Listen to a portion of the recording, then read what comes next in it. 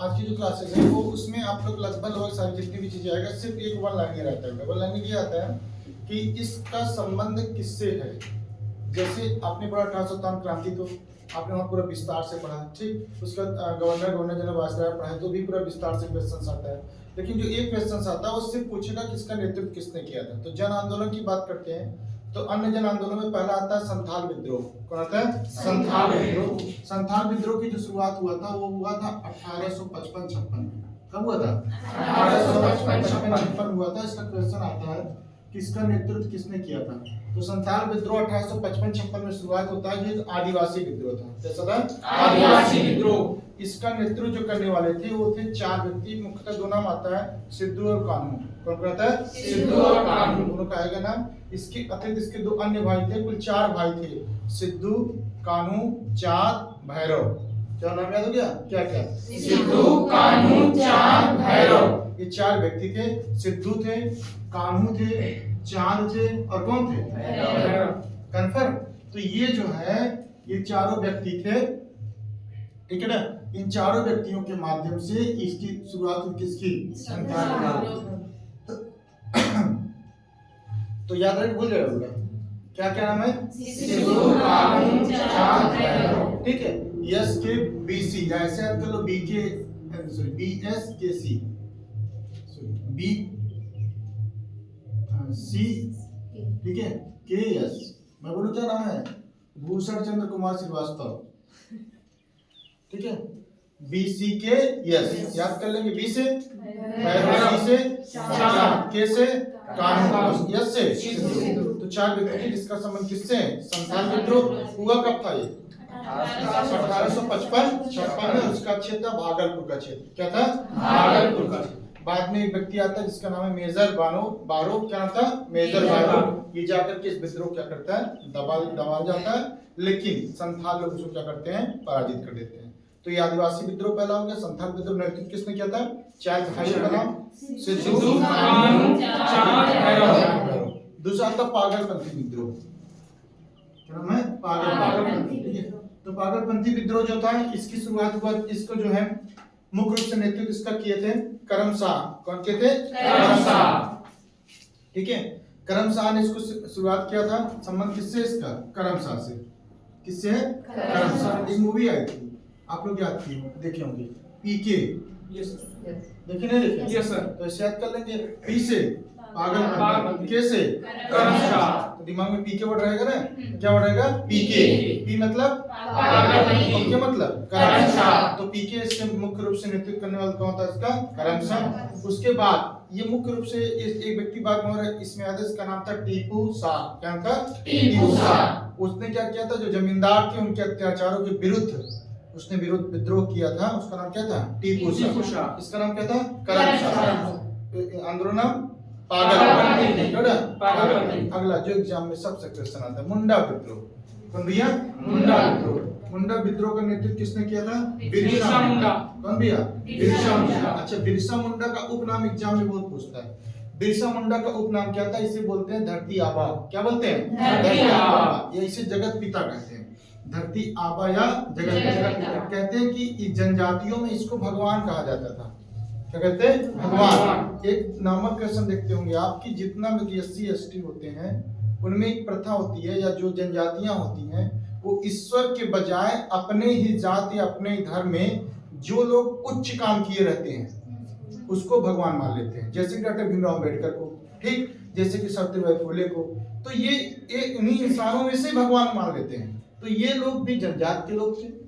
कौन थे? जनजाति। जैसे आप पढ़ेंगे तो जो भगवान कृष्ण को जिसको आप पढ़ते हैं उनको भारतीय इतिहास में हेराक्लीस कहा गया है। क्या कहा गया? हेराक्लीस। जो हेराक्लीस थे वो जो है एक देवता के रूप में कार्य कर रहे थे। और वे क्या था कि एक जनजातियों के प्रमुख देवता के रूप में कार्य किए। तो फिलहाल इसमें हम यहाँ देखते हैं, तो ये देखते हैं कि अगला था मुंडा विद्रोह। नेतृत्व किसने किया था? बिरसा मुंडा। बिरसा मुंडा। इनका अगला नाम क्या था? धरती आबा। क्या नाम था? धरती आबा। इस आंदोलन को कहा गया उल गुलाम। क्या आंदोलन कहा गया था? उल गुलाम। और ये शुरुआत हुआ था 1895 से 1900 में। कब हुआ था? 1895 से 1900। कंफर्म हो गया। मुंडा विद्रोह किसने किया था? बिरसा मुंडा। बिरसा मुंडा। क्या उड़ा? बिरसा मुंडा। आपके पास मोबाइल होती नहीं होती? बोलो। सब पास मोबाइल होती है। जब भी मोबाइल का स्टोरेज होता है किसमें आके आता है?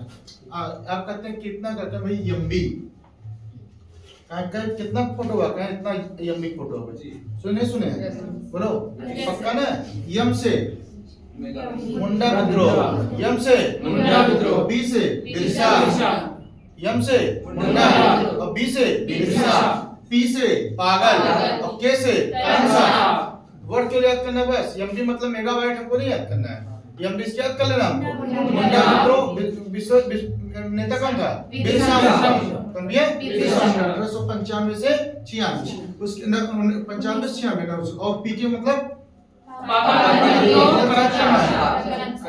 इसमें इधर क्या करना पहले वाले बेटा। इसमें मैंने बताया आपको कि संथाल याद करना है। अगर वैसे भी आपको नहीं याद तो मैं सीधा से एक टिक आपको बताता और याद रहेंगे एकदम हमेशा। पहले एक साबुन आती सिंथाल, याद नहीं याद है? तो सिंथाल से कौन नहाता है बेटा? भूषण चंद्र कुमार श्रीवास्तव। कौन नहाता है? हाँ, भूषण चंद्र कुमार श्रीवास्तव। किस साबुन से नहाते हैं? संथाल से नहाते हैं। तो संथाल से संथाल नहा हो गया। Bhushan Chandra Kumar Shrivastava BC KS, BC KS. B से नहीं वो वाला बेटा भैरव, सी से श्याम, के से कान्हू, यस से सिद्धू। ऑप्शन तो दिया रहा करेगा तो बीसी के एस दिया हमारे दिमाग बैठा हुआ है। कौन सा साबुन नहाते हैं? संथाल से। संथाल एकदम दिमाग बैठ गया ना। संथाल से साबुन से कौन नहा रहा है बताएंगे? भूषण चंद्र कुमार श्रीवास्तव। किससे नहा रहे हैं? संथाल साबुन से। हमने कहा बेटा पीके मूवी तुमने देखा है? बोले हाँ सर एग्जाम में भी मैंने देखा था। हमने कहा है क्या? ये है पागल और ये कौन है? करमशाह। हमने कहा एमबी का मतलब क्या होता है? तो हमने कहा सर ये मुंडा विद्रोह है। बी मतलब कौन था उसका? तो बस इतने एग्जाम में आता है नेतृत्व करने वाला कौन था। अगला आपका आता है बहावी आंदोलन। कौन भैया? बहावी आंदोलन। देखिए जो बहावी आंदोलन था इस तीन में से एक क्वेश्चन तो आपका एग्जाम हमारा फिक्स है। तीन में से एक 100% आएगा। या तो पूछता है क्रम की कौन कौन से किस क्रम पे हुआ था। तो पहले ऐसे क्रम लिखा गया, ऐसे क्रम से हुआ भी था। पहले कौन हुआ था? पागलपंथी, फिर कौन? जनजाति के मुख्यतः तीन ही आंदोलन थे। तो तीनों में से एक आएगा नेतृत्व या तो क्रम। ठीक। उसके बाद अगला था बहावी आंदोलन। बहावी आंदोलन था मुसलमानों से संबंधित। किससे था? मुसलमान। जो अपने सर सैयद अहमद खान को देखा था अलीगढ़ आंदोलन में, उसका जस्ट अपोजिट था बहावी आंदोलन। कौन था? बहावी आंदोलन। उसका जस्ट अपोजिट था कि मतलब जैसे सर सैयद अहमद खान ये मानते थे कि अंग्रेजों का रहना यहाँ अनिवार्य है क्योंकि बिना उनके विकास नहीं हो सकता। वे अंग्रेजी शिक्षा के जन्मदाता है। साइंटिफिक चीजों को लाने, मैंने बताया साइंटिफिक सोसाइटी की स्थापना भी उन्होंने करवाया था सर सैयद अहमद खान ने, जिसका मुख्य मकसद यह था कि जो मुसलमान हैं जिनको ये लगता है कि केवल उर्दू अरबी के ज्ञान करने से वो अपना विकास कर लेंगे, तो उन्हें ये समझाने का प्रयास किया कि साइंटिफिक ज्ञान होना जरूरी है। हर चीजों को वैज्ञानिक दृष्टिकोण से जानने का प्रयास करिए। और ये क्या कहते थे कि देखिए धर्म को ज्यादा जानो। और पहली बात तो अंग्रेजों से बिल्कुल दूर रहो। अंग्रेजों से दूर रहने का प्रयत्न करते थे। कौन? नहीं, ये जो बहावी आंदोलन के जन्मदाता थे सैयद अहमद बरेलवी। क्या था? सैयद अहमद बरेलवी। सैयद अहमद बरेलवी। कंफर्म हो गया। तो अगला आपका आता है सैयद अहमद बरेलवी। अगला आता है मस्त एग्जामिनेशन कूका आंदोलन। कौन भैया? कूका आंदोलन। कूका आंदोलन इसकी शुरुआत कब हुई थी? इसकी शुरुआत हुई थी 1840 के दशक में। कब हुई थी? 1840 के दशक। इसकी शुरुआत हुई थी। इसका नेतृत्व किए थे भगत जवाहर मल। कौन भैया? भगत जवाहर मल। हाँ फिर बोलिए। भगत जवाहर मल। ठीक है। क्या कौन किए थे इसको? भगत जवाहर मल। ठीक है, भगत जवाहर मल। नेतृत्व बेटा पूछे जरूर इसमें।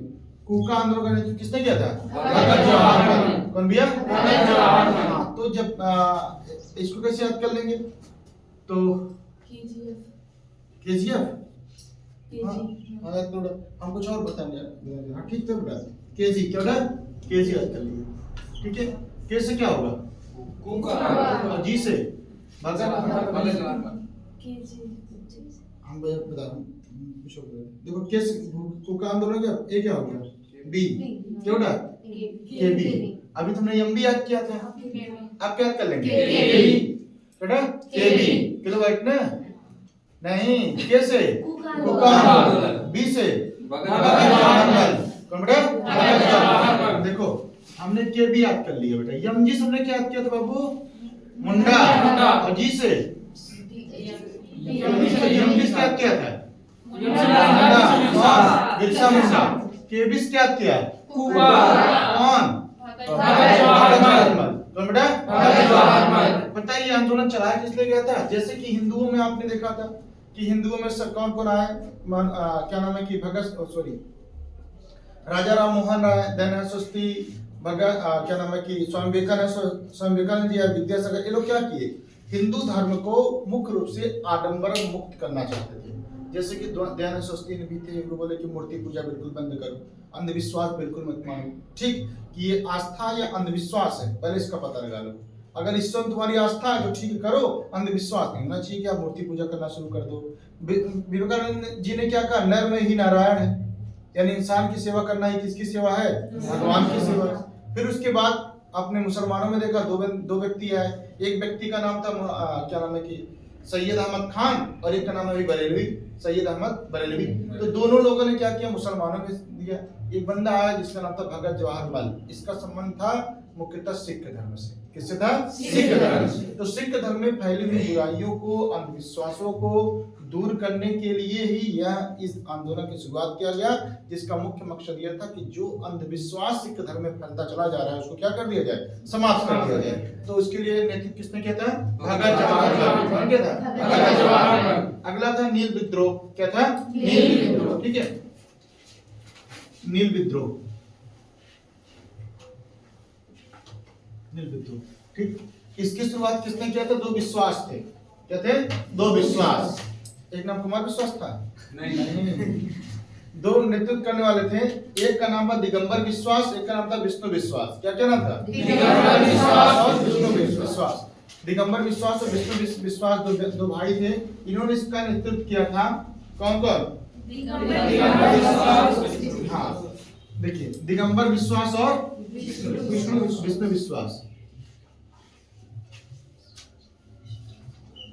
ठीक है तो बेटा देखो ध्यान से बात सुनिएगा ऐसे याद कर लीजिएगा देखो इसमें विश्वास वर्ड याद करें बेटा क्या रहेगा विश्वास अगर मैं आपको छोटी सी स्टोरी बताऊं तो अपने दिमाग में बैठा लेंगे इसको हाँ छोटी स्टोरी का देखो आपने एक चीज सुना होगा चंपारण आंदोलन 1970 ईस्वी में याद है उसमें आपने ये देखा था कि भारतीयों ने नील का खेती करना बंद कर दिया तो दिमाग ऐसे चलाइए आपको कि इन लोगों का विश्वास उठ गया था नील की खेती करने से विश्वास उठ गया था नील की खेती करने से अगर विश्वास होता तो नील खेती करते ना विश्वास उठ गया था नील की खेती करने से तो नील विद्रोह का संबंध किससे हो गया विश्वास भाइयों से उन विश्वास भाइयों का नाम क्या था दिगंबर विश्वास और विष्णु विश्वास क्या क्या नाम था जिनका विश्वास उड़ गया था किससे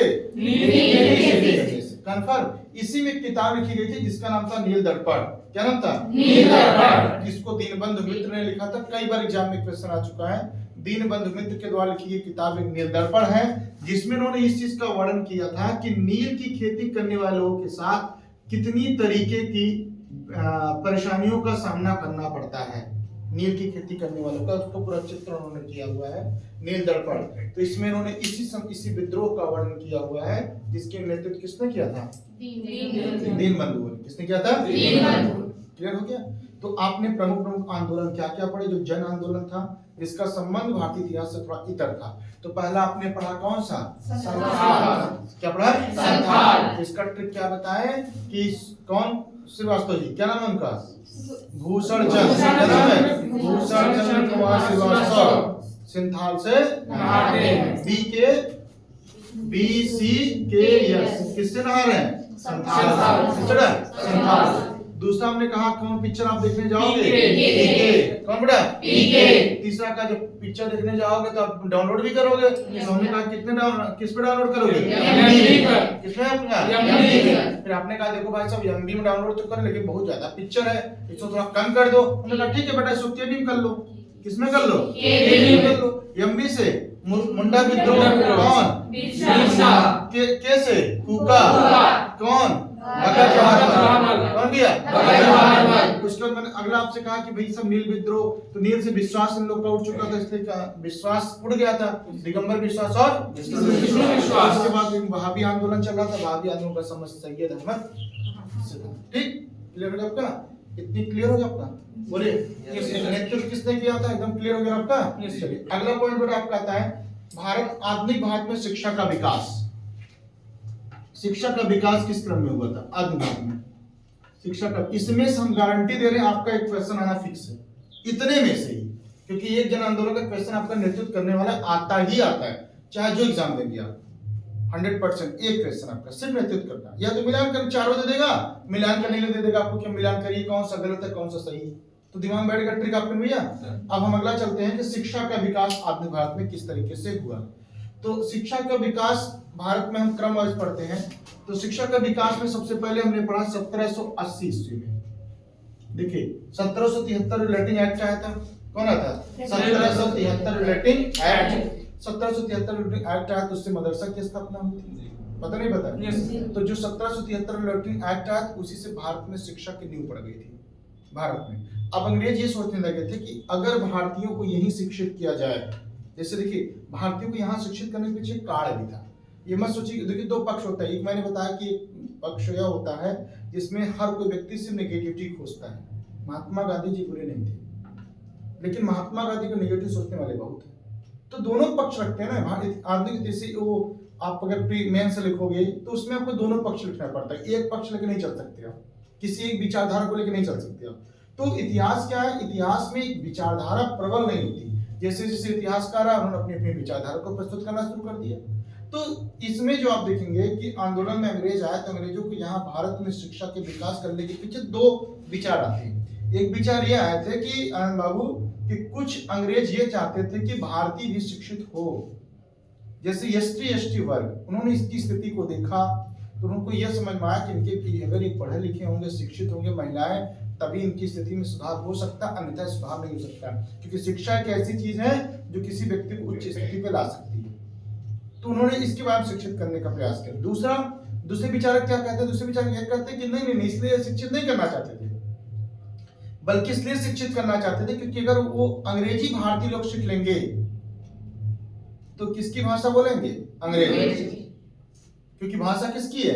अंग्रेजी। तो ये भारतीयों के माध्यम से भारतीयों का शोषण आसानी से करवाया जा सकता है, तब ये विद्रोह भी नहीं करेंगे। जैसे मैंने एक स्टेटमेंट कहा था आपको कि कहीं लिखा हुआ था कि चलो मेरी बेटी की शादी किसी घर में हुई है, अच्छा है, उसको अपनी जाति वाला बांटता है। तो जाति जो शब्द था, धर्म जो शब्द था, ये भारत में विभाजन के कारण बनता था। तो अंग्रेजों ने इसका फायदा उठाया, उन्होंने क्या किया, शिक्षा को भी इसी से जोड़ दिया, तुरंत जोड़ा। अब उन्होंने मदरसा की स्थापना करवाना चालू कर दिया, किसको मैनेज करने के लिए?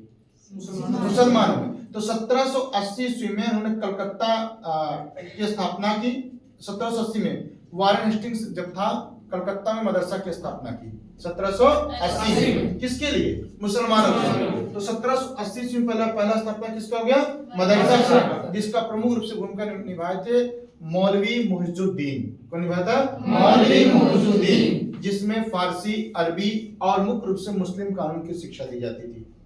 कब? 1780 में। तो वारेन हेस्टिंग्स ने खुद इसकी स्थापना करवाया था, जिसमें मुख्य रूप से कौन भूमिका निभाया था? मौलवी मुइजुद्दीन। कौन भैया? मौलवी मुइजुद्दीन। तो मुइजुद्दीन ने जो इसकी स्थापना करवाया था, इसमें किसकी शिक्षा थी? अरबी, फारसी और मुख्य रूप से उर्दू, और इसके अतिरिक्त मुख्य रूप से मुस्लिम लॉ, यदि मुस्लिम कानून की शिक्षा दी गई थी 1780 ईस्वी में। किसमें? मदरसा। तो पहला मदरसा स्थापना हो गया। तो अब देखिए इससे कौन मैनेज हो गए? मुसलमान। अब हिंदुओं को मैनेज करना जरूरी था, तो उन्होंने क्या किया, जोनाथन डंक की सहायता से किसकी स्थापना कर दिया? संस्कृत विद्यालय। किसके? संस्कृत विद्यालय। जोनाथन डंक की सहायता से नीलम बाबू किसकी स्थापना कर दिया? संस्कृत। अब देखिए 1791 में, किसमें? 1791 में विवाह बाबू 1791 किसकी स्थापना हो गया? संस्कृत विद्यालय। किसकी सहायता से? जोनाथन डंक की सहायता से। ठीक है, जोनाथन डंक की सहायता से संस्कृत विश्वविद्यालय की स्थापना होगी। अब इसमें क्या होगा?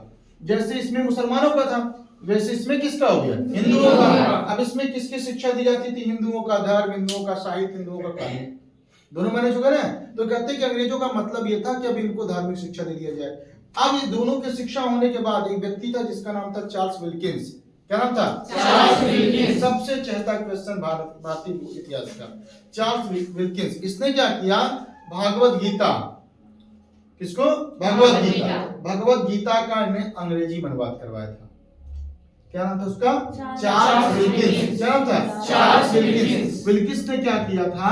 विल्किंस ने किसको? भागवत गीता को, किसको ना? भागवत गीता को किसने अनुवाद करा दिया था? अंग्रेजी।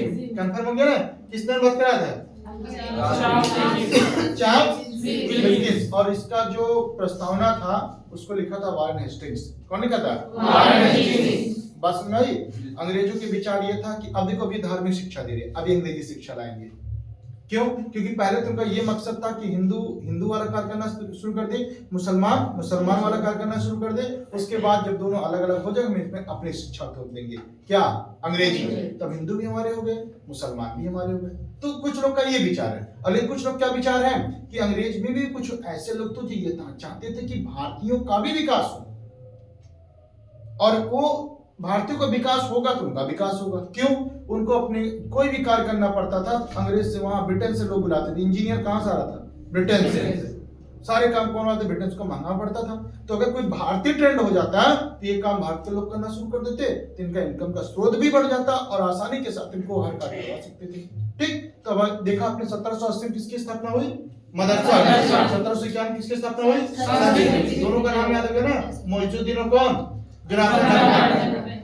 अंग्रेज। हमने भगवत गीता किसमें बात करा दिया? अंग्रेजी। किसने किया था? Charles Wilkins. उसके बाद एक व्यक्ति और आता है जिसका नाम है विलियम जोन्स। क्या नाम है? William Jones. विलियम जोन्स ने क्या किया? उसने अभिज्ञान शकुंतलम का अनुवाद कराया। जोन्स ने किसका अनुवाद कराया बेटा? अभिज्ञान शकुंतलम का। किसने लिखा है? अभिज्ञान शकुंतलम, कालिदास। हाँ। और देखिए तुलसीदास और क्या नाम है कि कालिदास से एक शिक्षा जरूर मिलती है कि जब लड़कियां धुतकारे तो सीधा विद्वान बन जाए, यूपीएससी तोड़ दो सीधा। क्योंकि दोनों के साथ ये घटना घटी। रत्नावली ने कहा अस्ति चर में देह ममता में ऐसी प्रीत, ऐसी है प्रभुराम में होत न तो भवित। तो कहा ठीक है, आज के बाद तुम्हारा परित्याग राम में ही मस्ती। तो छोड़ दिए रत्नावली को। कौन? तुलसीदास। और फिर तुलसीदास महान व्यक्ति बन गए, महान राइटर रामचरितमानस के लेखक। उसके बाद क्या हुआ? सेम टू सेम घटना किसके साथ घटी? कालिदास की शादी किससे हो गई थी? विद्योत्मा से, जो दुनिया की सबसे बड़ी विद्वान थी। बड़ा घमंड था उसको अपने ज्ञान पे। वो कहती थी जो मुझे शास्त्रार्थ में हरा देगा मैं उससे शादी करूंगी। दुनिया के सारे ब्राह्मण आए, सारे जानकार लोग आए, सब हार गए। तो अब लोगों ने सोचा कि इसकी शादी किसी मूर्ख से कराते हैं। तो सब लोग जंगल में गए, देखे एक व्यक्ति था जो जिस डाली बैठा था उसी डाली क्या कर रहा था? इससे बड़ा मत कोई मिलेगा नहीं। तुम बोलना ही मत। इसलिए कभी कभी कहते हैं कि जिसको कम जानकार हो चुप रहे, क्योंकि कभी कभी चुप रहने में भी आपकी विद्वता सिद्ध हो जाती है। क्या भैया देखा इतना समझदार हो, बोलत नहीं और रियलिटी रख होती नहीं। कभी होता नहीं होता है भाई, सब लोग बैठे हैं अपना अपना विचार विमर्श कर रहे हैं, एक व्यक्ति किनारे बैठा है वो कुछ नहीं बोल रहा है, केवल ऐसे बैठे सुन रहा है। लोग कहते हैं यार देखो कितना बुद्धिमान है, फालतू बातों में डिस्कशन नहीं करता। अब उसे कैसे समझा? चाहता तो भी था लेकिन उसे आ ही नहीं रहा, बोले क्या। लेकिन विद्वान सिद्ध हो गया ना, तो वही था। कौन हो गया? कालिदास। तो शादी करवा दिए। कहें जैसे वो एक उंगली दिखाई कि पूरा ब्रह्मांड कितना है? एक। तो उससे लगा हमारी एक आंख पड़ी, तो दूर दिखाई, तो दोनों खोल दिए। तो कहने एक नहीं दो है, एक ब्रह्मांड एक अंतरिक्ष। वाह क्या विद्वान है। तो उन्होंने कहा 5 शरीर 5 तत्वों से मिलकर बना है। तो उसने मुझे बोले हमको झापड़ मारी, हमको क्या समझा है? मुझे मारा हम मुक्का से। कहने 5 मिलकर एक शरीर बन गया है। तो हार गई विद्युत, शादी हो गया। तो उन्होंने बाहर, रात का समय था, बाहर ऊँट बोल रहे थे। तो उन्होंने बोला पुष्टुकम वदति, ऊँट बोल रहा है। तो उनको संस्कृत आती ही नहीं थी, हिंदी नहीं है, संस्कृत क्या है। तो जब उनको पता चला धक्का मार बाहर निकाल दिया। तो फिर उन्होंने कई सारी किताबें लिख डाली। अभिज्ञान शकुंतलम उसमें से एक था, जो किसकी कहानी है? भरत की और शकुंतला कहानी है। तो जोन्स ने इसको किसमें बात कराया था? इंग्लिश में। तो विल्किंस ने किसको बात कराया था? भागवत गीता। और जोन्स ने किसको कराया था? अभिज्ञान शकुंतलम। फिर उसके बाद आता है 1854। 1854 का जो दौर था वो भारत में शिक्षा का एक, जिसे कह सकते हैं कि शिक्षा का एक युग आ गया था 1854 ईस्वी में आते आते। और जो कहते हैं कि 1857 की क्रांति हुई थी ना, वो कहीं कहीं इसी से शिक्षा था। भारत थी शिक्षित हुई, लोगों ने अपने अधिकार को जाना। जैसे आप जिस दिन अपने आप मौलिक अधिकार जान जाते हैं कि ये मेरा अधिकार है, जैसे भी सुबह आपको पढ़ा रहा था मोटर वाहन अधिनियम, ठीक, अगर आपको ये पता होगा कि आपकी गाड़ी कब जब्त की जा सकती है, तो जैसे कोई व्यक्ति आपकी गाड़ी लेके जा रहा है, तुरंत आपने कहा ना ना बच्चा, आप हम पे पेनाल्टी ठोक दो, आप हमारी गाड़ी नहीं ले जा सकते, पेनाल्टी लगा दो जो लगाना हो तुमको। तो पेनाल्टी वो 20 लाख नहीं लगा देंगे, उसका भी एक शर्त, एक नियम है। और सामने वाला तो मोटर वाहन अधिनियम पढ़ा ही नहीं है, वो तो केवल डंडा लेकर कांस्टेबल खड़ा हो गया था, उसने बस कहा चलो ठीक है हड़का रहा है आपको, बाकी देखेंगे, को विश्वास नहीं चलेंगे, थाने पे सच्चो साथ देखेंगे। लेकिन सामने वाला तो जानकार है कि गाड़ी थाने तक जाएगी ही नहीं। क्यों? क्योंकि इसका नियम है कि यही कर रहा जो कर रहा हूं करो, थाने पे गाड़ी नहीं ले जा सकते आप, क्योंकि मैंने कोई ऐसा अपराध ही नहीं किया। तो आप क्या, आपने अपना अधिकार जानना है। तो वैसे जब 1854 का उड डिस्पैच आया, क्या था? उड डिस्पैच, जिसे बोलते हैं शिक्षा का मैग्ना कार्टा। क्या बोलते हैं? शिक्षा का मैग्ना कार्टा। शिक्षा का मैग्ना कार्टा। इसके आने के बाद भारतीय शिक्षा की नई अलग चल गई और लोगों ने शिक्षा के प्रति ज्यादा स्टार्ट करना चालू किया। भारत में अंग्रेजी शिक्षा की नींव पड़ गई। किसकी? अंग्रेजी शिक्षा।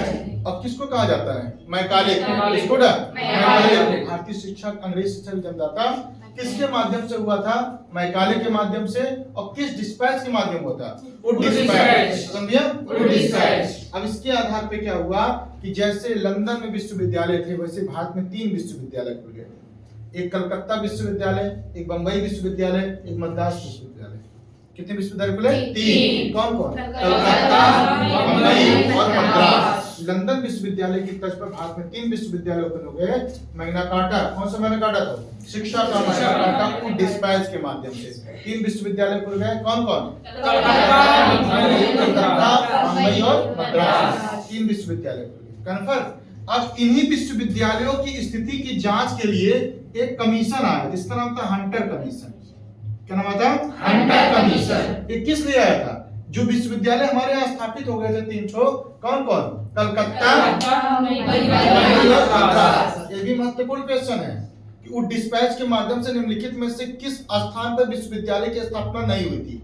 कलकत्ता, बंबई, मद्रास, उत्तर प्रदेश। ठीक है, सबको मन में आता है कि इलाहाबाद विश्वविद्यालय पुराना विश्वविद्यालय है तो दे देगा इलाहाबाद, तो सब नहीं नहीं इलाहाबाद तो पक्का रहा होगा, मार देंगे नहीं नहीं ये सही है, कलकत्ता मार देते। जबकि कौन तीन कौन था? कलकत्ता, कंफर्म बता रहे।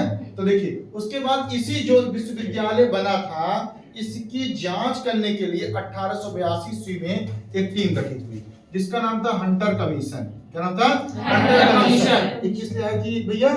इसलिए आई थी कि जो हमने 1854 विश्वविद्यालय स्थापित किया, उड डिस्पैच हमारे यहाँ आया हुआ है, क्या यह उड डिस्पैच सही तरीके से कार्य कर रहा है नहीं कर रहा है, उसकी जांच के लिए कौन हमारे कमीशन आया था? Hunter commission. सीधा क्वेश्चन पूछेगा हंटर कमीशन का संबंध किससे है? तो शिक्षा से। किससे बेटा? शिक्षा से है। किस लिए आया था 1882 में? ये सुधार के लिए आया था। किस लिए आया था? सुधार के लिए। और जब इसने जांच किया तो इसने क्या बताया पता आपको? इसने ये बताया कि उच्च शिक्षा तभी संभव है जब प्राथमिक शिक्षा ठीक ठाक हो। अगर बच्चे को एलकेजी यूकेजी में ज्ञान दिया कि नहीं आपने, सीधा बीए में एडमिशन करा दे रहे हो, तो कितना बेहतरीन होगा जरा आप कल्पना करिए। होगा? तो नींव मजबूत होना जरूरी है कि ऊपर का पार्ट? अगर नींव गड़बड़ है तो ऊपर पार्ट जगह क्या कर पाओगे आप लोग? मैं सब तो वही होता है, जैसे प्राइमरी में बच्चा पढ़ रहा है, 20 तक पढ़ा नहीं आया उसको, और फिर उसको सीधा आईआईटी तैयारी करवा रहे आगे, तो बेटा जब गांव ऐसे मेंटालिटी होती है, छोड़ो अबे लड़कियां छोड़वा बच्चा जहां पढ़वाते कोई चले। इस शुरुआत में बच्चों की स्टडी अच्छी होनी चाहिए, शुरुआत में स्टडी। जैसे अभी आप लोगों को शुरू करके आप लोगों को ध्यान दिया गया होता तो आज इसमें कम से कम 40% बच्चों के हाथ में नौकरी लगी होती। 40% बच्चों के हाथ में नौकरी। अगर आप पे शिक्षा पे ध्यान दिया गया होता तो निश्चित रूप से इसमें 40% बच्चों के हाथ में नौकरी लगी होती, 100%। क्योंकि हर कोई टैलेंटेड है इसमें, कोई किसी से कमजोर है ही नहीं है। बस फर्क इतना था कि अभी तक आपको ये नहीं पता करना क्या है, अभी तक नहीं पता। कोई फॉर्म आता अप्लाई कर दो, उसका सिलेबस भी नहीं पता। ये आपने पढ़ा नहीं है क्या? सब पढ़ा है, हाई स्कूल इंटर जाते थे सब पढ़ा होगा, बीए में तक जाते थे, जो आर्ट्स साइड पढ़े तो कुल पढ़े होंगे टीचर, लेकिन आपको ये नहीं पता था कि ये सब चीजें भी एग्जाम में आ सकती हैं। तो हंटर कमीशन ने अपनी रिपोर्ट प्रस्तुत की 1882 में, उसने क्या कहा कि उच्च शिक्षा तभी सफल हो पाएगी जब प्राथमिक शिक्षा क्या होगी, अच्छी होगी। उन्होंने किस पर विशेष बल देने की बात कही, प्राथमिक शिक्षा पर, प्राथमिक शिक्षा पर। उसके बाद फिर आया 1917 में, कब आया 1917 में। 1917 में एक आयोग आता है जिसका नाम है सैंडलर आयोग। क्या नाम था, सैंडलर आयोग। कब आया, 1917 में सैंडलर आयोग आता है। इसने क्या किया, इसने यह ध्यान दिया कि जो विश्वविद्यालय की शिक्षा है उसको किस तरीके से और अच्छा बनाया जा सकता है और किस किस विश्वविद्यालय की शिक्षा में अधिक संभावनाएं हैं।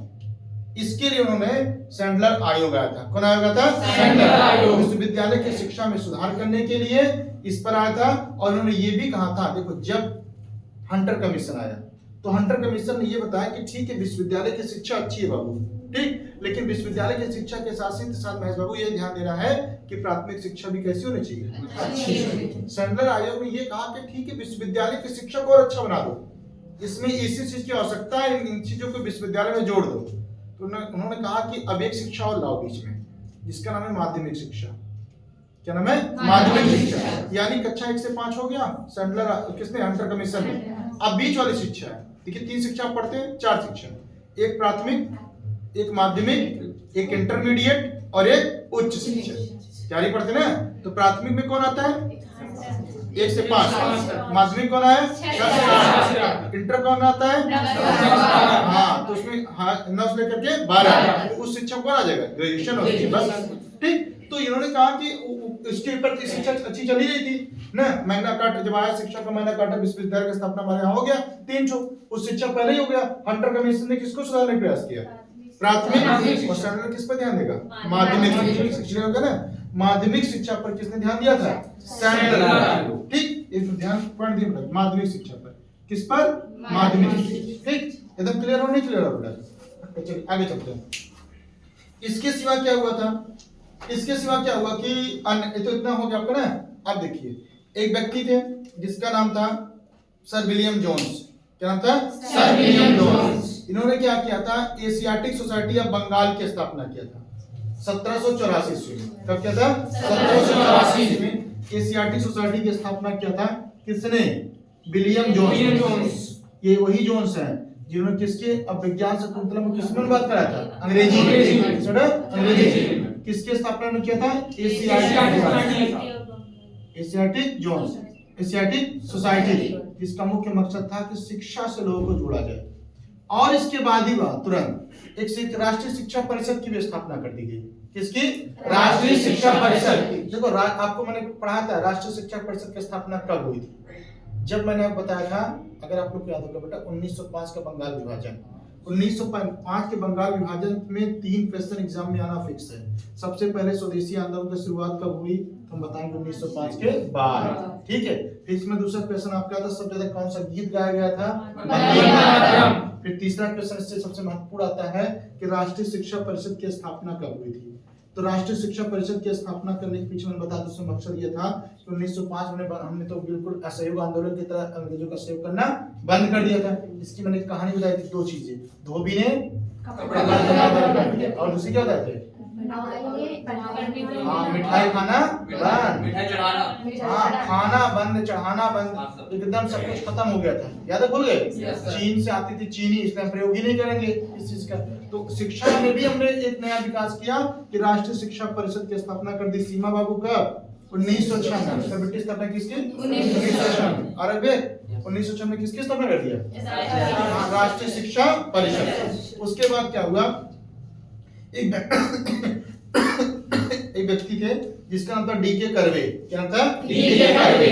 डीके कर्वे ने क्या किया, डीके कर्वे ने महिलाओं की शिक्षा पर ध्यान देना शुरुआत किया। ये भी पढ़ा था आपको, याद है ना, महिलाओं की शिक्षा पर ध्यान देना शुरू किया किसने, डीके कर्वे ने। और डीके कर्वे ने मुंबई में प्रथम महिला विश्वविद्यालय की स्थापना करवा दी।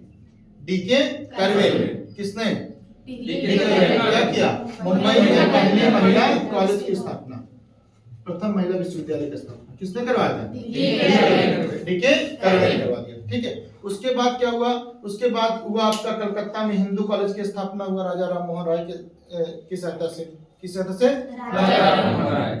और उसके बाद अगला अति महत्वपूर्ण क्वेश्चन, 1916 ईस्वी में बीएचयू की स्थापना हो गई। कब?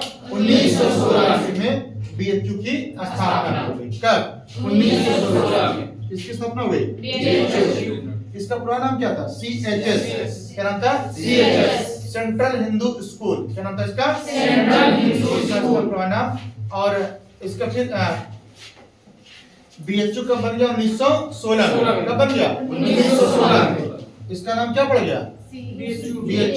क्या पड़ गया? बीएचयू। इसके बाद क्या नाम था इसका? सीएचएस। क्या नाम था? सीएचएस। कंफर्म हो गया बेटा पक्का? चलिए, तो इतना 1896 ईस्वी में पूना में विधवा गृह की स्थापना में डीके कर्वे ने करवा दिया था। किसने करवा दिया था? डीके कर्वे ने करवाया था। ठीक है, सबको समझ गया? फिर से शिक्षा विकास से बारे में करा दें। देखिए मेरे तो ध्यान से बात सुनिए बेटा, ताकि क्लास में बात याद हो जाए। शिक्षा का विकास कैसे कैसे हुआ? सबसे पहले आया था 1780 ईस्वी में मदरसा की स्थापना हुआ।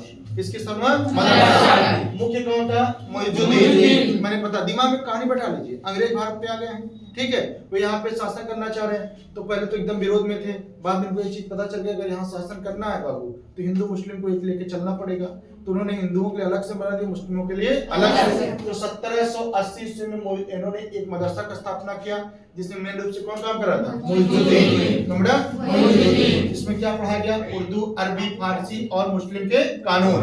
फिर उसके बाद 1791 ईस्वी में संस्था जोनाथन डंक के साथ क्या हुआ? संस्कृत विश्वविद्यालय का ध्यान दो, जोनाथन डंक के द्वारा संस्कृत विश्वविद्यालय की स्थापना। ध्यान से बात सुनिए बेटा। फिर क्या हुआ? विल्किंस ने भगवद गीता का म्यूजियम बात करवाया और जोन्स ने अभिज्ञान संकलन। 1854 में डिस्पैच जिसने 3 विश्वविद्यालय स्थापित किया, बंबई, कलकत्ता, मद्रास। अब ये विश्वविद्यालय सही से काम कर रहे हैं या नहीं कर रहे हैं, इसके लिए हंटर कमीशन आ गया 1882 ईस्वी में। कब आ गया? 1882। कौन आ गया? Hunter commission. उसने क्या किया? 2 चीज की जांच की। का विश्वविद्यालय ठीक ठाक चल रहा है, लेकिन किस पर ध्यान दो? प्राथमिक शिक्षा पर। फिर बाद में सैंडर आयोग 1917 में आ गया।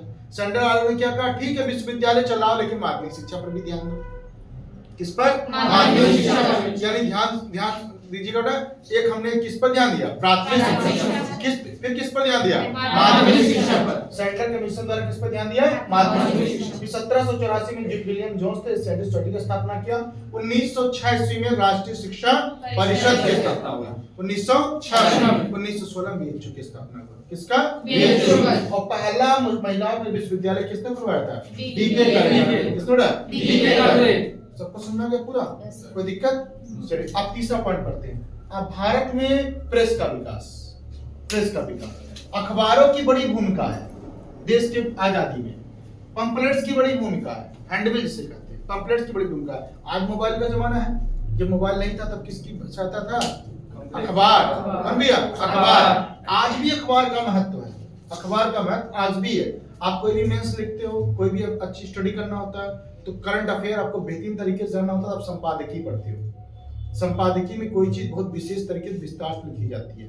मैंने एक शायरी बोला था आपके सामने कि अखबार हूं औकात ही क्या है मेरी, अखबार हूं औकात ही है क्या मेरी, लेकिन पूरा शहर जलाने के लिए मेरे लिए एक ही दिन ही काफी है। यानी कि किसी व्यक्ति के रियलिटी पेश करना हुआ तो कौन पेश करेगा? अखबार। दूसरे दिन के खिलाफ छप गया तो लोगों ने बड़े ध्यान से पढ़ा, तो ऐसा है, एपिस्टल फाइल्स खुली, अखबारों में झोंक दिया तुरंत और अखबारों ने पढ़ा और जैसे लोगों व्यक्ति तक पहुंचने का सबसे अच्छा तरीका क्या था? अखबार। तो अखबार ने बहुत बड़ी भूमिका निभाई आजादी में। प्रेस ने भूमिका निभाई, क्योंकि अखबार छपेगा कहाँ? प्रेस में। तो प्रेस में क्या क्या छपता था? हैंडबिल छपेगा, जिससे हम बोलेंगे पॉम्पलेट्स, ठीक। उसके बाद अखबार छपेगा, साप्ताहिक पत्रिकाएं छपेंगी, और ये पत्रिकाओं ने देश में आजादी की बड़ी भूमिका निभाई। जगह जगह पत्रिकाओं की स्थापना, जगह जगह क्या नाम है, प्रेस की स्थापना होना चालू हुआ, जिससे अखबार छपना शुरू हुआ। तो सबसे पहले भारत का जो अखबार था उसका नाम था बंगाल गजट। क्या नाम था? बंगाल गजट, जिसको जेम्स हिक्की ने प्रकाशित करवाया था 1780 ईस्वी। देखिए पहला अखबार हमारे यहाँ कौन का क्या नाम था? बंगाल गजट। प्रेस का विकास सबसे पहले 1700 ईस्वी में हमने छापा बंगाल बजट। बंगाल गजट क्या बेटा? बंगाल गजट। पहला था जिसको निकाला था जेम्स हिक्की ने। किसने निकाला था? जेम्स हिक्की ने। कब? 1780। सीधा क्वेश्चन पूछेगा, भारत का पहला अखबार कौन था? बंगाल गजट। किसने निकाला था? जेम्स हिक्की ने। फिर 1799 ईस्वी में एक व्यक्ति है जिसका नाम था लॉर्ड वेलेजली। Lord Wellesley. मैंने बताया था जब सबकी जलेगी तो सब सहायता मांगेंगे। जब सबकी जलेगी तो सहायता मांगे, तो जलेगी सो गया वेलेजली, सहायता मांगे मतलब सहायक समझे। तो लॉर्ड वेलेजली 1799 ईस्वी में जब ये आया बेटा, इसने समाचारों पर सेंसर लगा दिया। सेंसर लगाने मतलब ये होता है कि आप ज्यादा नहीं छाप सकते, सिर्फ उतना छापेंगे जितना जरूरी है, जितना हम बताएंगे उतना है बस। भैया दरवाजा बंद। तो सिर्फ आप उतना ही छापेंगे जितना जरूरी है, इसे कहते हैं सेंसरशिप। क्या बोलते हैं? सेंसरशिप। तो सेंसरशिप में 1799 में किसने लगा दिया था? वेलेजली। वेलेजली। नो, सेंसरशिप किसने लगाया? वेलेजली लगा दिया। ठीक है। उसके बाद 1818 आया। 1818 तो पत्र एक नियम था उसको छोड़िए मत नहीं। लॉर्ड लिटन भी आता है। कौन आता है? लॉर्ड लिटन। ये क्या लाता है? Vernacular press act. 1799 में कौन आता है? वेलेजली। इसने क्या लगाया अखबारों पर? सेंसर लगाया। ठीक। फिर कौन आता है? लिटन। कौन भैया? लिटन। ये क्या लाता है? Vernacular press act. क्या लाता है? Vernacular press act. यानी अखबार छपेगा जरूर लेकिन सिर्फ उतना जितना मैं बोलूंगा। वो वर्नाकुलर प्रेस एक्ट के अंतर्गत है। कंफर्म हो गया? Vernacular press act. फिर जब ये 1878 ईस्वी में आता है। कब आता है? 1878 ईस्वी में। फिर इसका जस्ट उल्टा कौन होगा आपको पता है? ये है कौन? रिपन, जिसे भारत का उद्धारक कहा जाता है। ये क्या करेगा? वर्नाकुलर प्रेस एक्ट समाप्त 1882 ईस्वी में। 1882 ईस्वी में प्रेस एक्ट। बहुत महत्वपूर्ण क्वेश्चन है बाबू। वर्नाकुलर प्रेस एक्ट कौन लाया था? किस साल में आया था? और किसने इसको समाप्त किया? रिपन ने। कब समाप्त किया? 1882। फिर उसके बाद अखबार तो छपेगा ही छपेगा भाई, कितना भी आप रोक लो, सीधा नहीं हम टेढ़ा छापेंगे, छापेंगे जरूर, पंपलेट बांटेंगे जरूर। आप हमारे पंपलेट रोक दोगे कि सार्वजनिक स्थान नहीं बांटेंगे, तो मैंने बताया तो उसमें मेला का आयोजन होता था। भगत सिंह, चंद्रशेखर आजाद और रामप्रसाद बिस्मिल ये लोग वेट करते थे, रोशन सिंह, कि कब मेला आयोजित हो। ये लोग भेष बदल कर जाते थे, पंपलेट बांटते थे अपना देश की आजादी के नाम का। तो अखबार में अपना लेख छापने की वजह से सबसे पहले व्यक्ति जिसको सजा मिली थी उसका नाम था बाल गंगाधर तिलक। क्या नाम था? अब आपसे एक क्वेश्चन है जिसका जवाब आप कल देंगे। ठीक, मैंने कल ही इसको आधुनिक भारत इतिहास पढ़ा था परसों में, कि वैसा कौन सा लेख था जिसको लिखने पर बाल गंगाधर तिलक जी को सजा हुई थी और ये 6 साल के जेल चले गए थे। आपको मैंने लिखवाया था। हाँ, कौन सा ऐसा मैटर था जिस पर उन्होंने लेख लिखा हुआ था? ये मैंने आपको कहानी पढ़ाई थी, पूरी कहानी बताई थी। आप लोग चाहे वीडियो देख के मेरा आंसर देंगे चाहे जहां से देंगे, लेकिन कल आपको देना है। ठीक, या हो सकता हूं सब शाम तक इसका आंसर मेरे व्हाट्सएप पे कर देंगे कि इसका आंसर क्या है, कि किस लेख को लिखने की वजह से बाल गंगाधर तिलक को सजा हुई थी। तो सबसे पहले ऐसा कौन सा पत्रकार था जिसको ब्रिटिश सरकार के द्वारा पत्रकारिता की वजह से सजा मिली थी? बाल गंगाधर तिलक। क्लियर हो गया? तिलक जी को पहला ऐसा पत्रकार थे जिनको क्या मिली थी? पत्रकारिता की वजह से सजा। क्लियर हो गया? उसका अगला पॉइंट देखते हैं आपको। फिर अखबार आता है फ्री हिंदुस्तान। क्या था? फ्री हिंदुस्तान, जिसको किसने लिखा था? तारकनाथ दास। फ्री हिंदुस्तान किसने लिखा था? तारकनाथ दास। तारकनाथ दास क्या लिखे थे? फ्री हिंदुस्तान।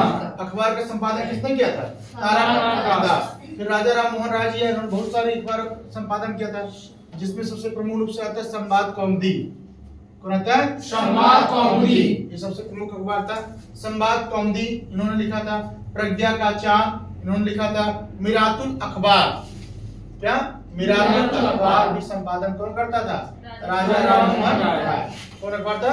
मिरातुल अखबार। कौन बेटा? मिरातुल अखबार। फिर उसके बाद एक अखबार है इंडियन मिरर। कौन आया? इंडियन मिरर, जिसके संस्थापक थे देवेंद्रनाथ टैगोर। कौन थे? देवेंद्रनाथ टैगोर। Indian Mirror, Devendranath Tagore. क्या नाम था? देवेंद्रनाथ टैगोर। उन्होंने इंडियन मिरर का संपादन किया था। फिर एक गदर पत्रिका आई थी। कौन आई थी? गदर पत्रिका। जिसका संपादन गदर पार्टी के द्वारा किया जाता था मुख्य रूप से। और अंतिम पत्रिका थी अमृत बाजार पत्रिका। कौन भैया? अमृत बाजार पत्रिका, शिशिर कुमार घोष। तो ये जो पत्रिकाएं आप देख रहे हैं ये सब आजादी में बड़ी भूमिका निभाई थी।